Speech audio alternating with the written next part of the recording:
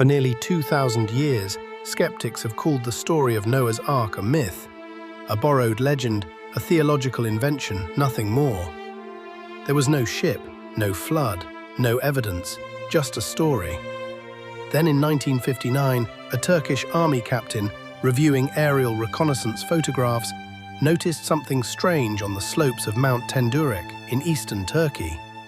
A boat-shaped formation, 538 feet long, sitting at 6,300 feet above sea level, nearly a mile and a half above the nearest body of water. He marked it on a map, and everything changed. Welcome back to ArchaeoQuest. I am your guide through the evidence that connects scripture to soil, belief to bone, and history to the artifacts buried beneath our feet. Today we are investigating one of the most controversial sites in biblical archaeology, the Durupınar Formation in eastern Turkey, a structure that some of the most respected geophysicists on Earth now believe may be the single most important archaeological discovery of the modern era. And here is the question that matters: does the evidence hold up? When that Turkish army captain, İlhan Durupınar, spotted the formation in 1959, he did not know he was about to ignite a controversy that would burn for more than 60 years. The site was named after him, the Durupınar Formation, and it quickly drew the attention of researchers who noticed something remarkable: the dimensions. Genesis 6:15 records God's instructions to Noah with unusual precision. The length of the ark shall be 300 cubits, its width 50 cubits, and its height 30 cubits. Using the standard ancient Hebrew cubit of approximately 20.4 inches, those numbers translate to roughly 510 feet long, 85 feet wide, and 51 feet high. The Durupınar Formation measures 538 feet long, within 5.5% of the biblical specification. Its width averages 138 feet at the widest point, and its overall proportions, a 6:1 length-to-width ratio, exactly what naval architects consider optimal for a stable, seaworthy vessel. Now, let me be clear about something up front. This has been, and still is, the primary objection from skeptics. A shape on a mountainside does not make a ship. Geology produces boat-shaped formations all the time. Mudflows, landslides, erosion. These are real processes that create real patterns in rock. If the Durupınar Formation is just a coincidence of geology, then the dimensions are just a coincidence too. So the question became, what is underneath it?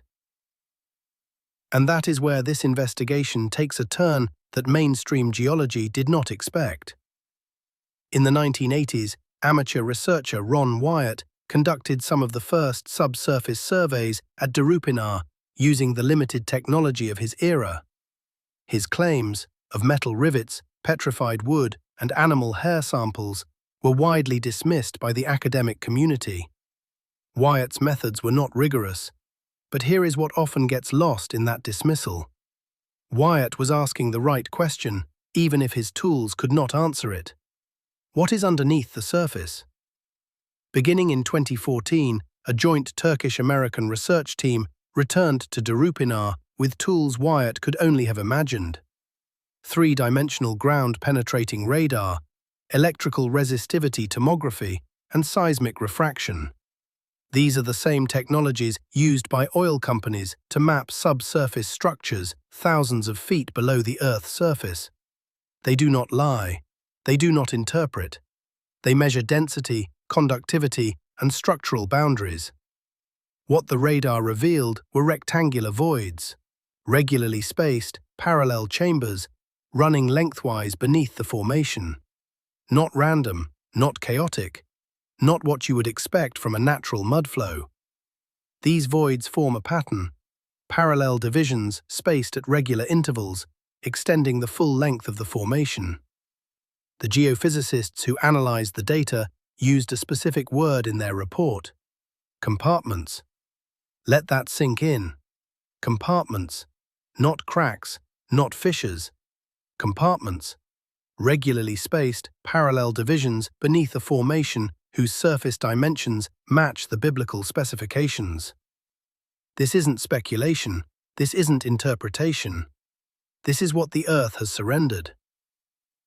But the radar was only the beginning, because what the soil itself contained raised an even more disturbing question.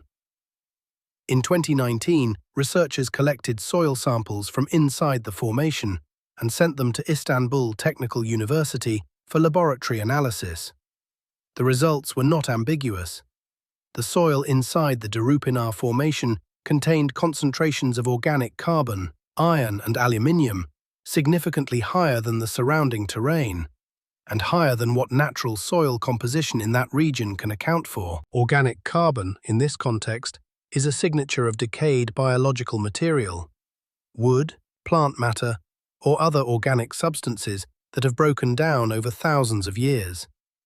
Iron, at elevated levels, suggests metal fittings or structural components that have oxidized and leached into the surrounding soil. And aluminium, in the concentrations detected, points toward processed materials, not raw geological deposits. The lab concluded that the soil chemistry inside the formation was consistent with the presence of processed organic and metallic materials over an extended period. Let me translate that from academic language. The dirt itself is telling us something was here, something that does not belong in a natural mudflow. Now, the skeptics have a counter-argument, and I want to present it fairly.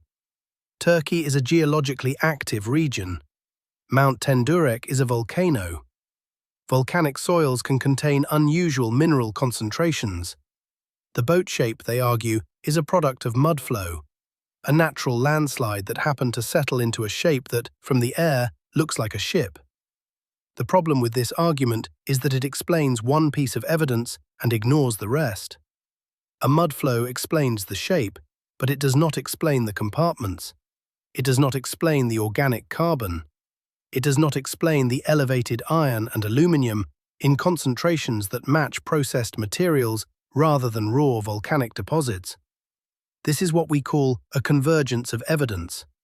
The shape, the dimensions, the subsurface structure, and the soil chemistry each point independently toward a conclusion that geology alone cannot explain. Before we continue deeper into the evidence, I want to ask you to do something.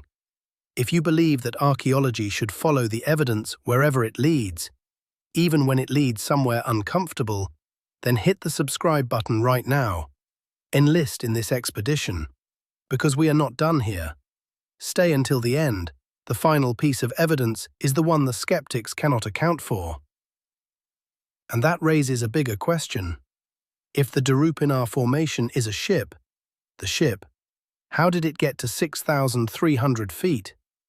Mount Tendürek, where the formation sits, is located approximately 18 miles south of Mount Ararat, the mountain traditionally identified in Genesis as the Ark's resting place.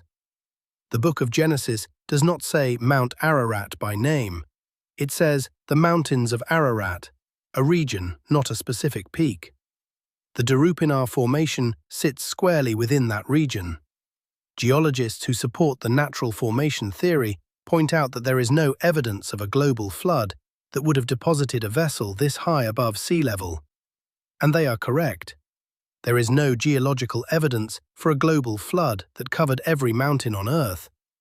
But there is growing evidence for a catastrophic regional flood in the ancient Near East, specifically in the Black Sea Basin, around 5,600 BC. Core samples taken from the Black Sea floor show a rapid transition from freshwater to saltwater sediments at that date, consistent with a breach of the Bosporus Strait by Mediterranean waters. The inundation would have been sudden, violent, and devastating, drowning thousands of square miles of inhabited land in a matter of months. Could a large vessel, carried by floodwaters, have been deposited at elevation as waters receded? Could the story of one family's survival have been preserved through generations of oral tradition, eventually recorded in Genesis as the account of Noah? Archaeology does not operate on faith, but it does challenge assumptions about the accuracy of ancient biblical writers.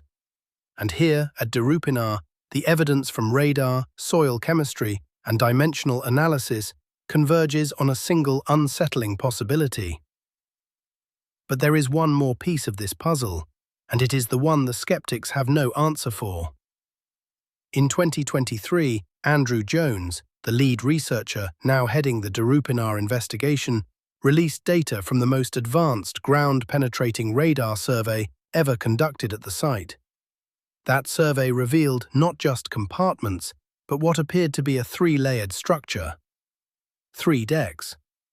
Genesis describes an arc built with lower, second, and third decks. 3 levels. The radar showed 3 distinct horizontal boundaries, floors separated by vertical supports. Now, could a mudflow produce 3 parallel horizontal layers? Possibly, under very specific conditions. Could it produce 3 parallel horizontal layers with vertical support structures between them, inside a formation whose surface dimensions match Genesis to within 5%, containing soil chemistry consistent with decayed organic material and processed metals? At some point, the coincidences stop being coincidences. The discoveries at Durupınar do not prove that the story of Noah happened exactly as Genesis records it. Archaeology cannot confirm miracles, but they do ground the narrative in history. They force us to ask, if there was no ark, what is this? What created a 538-foot, boat-shaped formation with internal compartments, 3 horizontal decks, elevated organic carbon, and dimensional proportions matching an ancient text written thousands of years before anyone flew an airplane over eastern Turkey? The ground keeps confirming the book.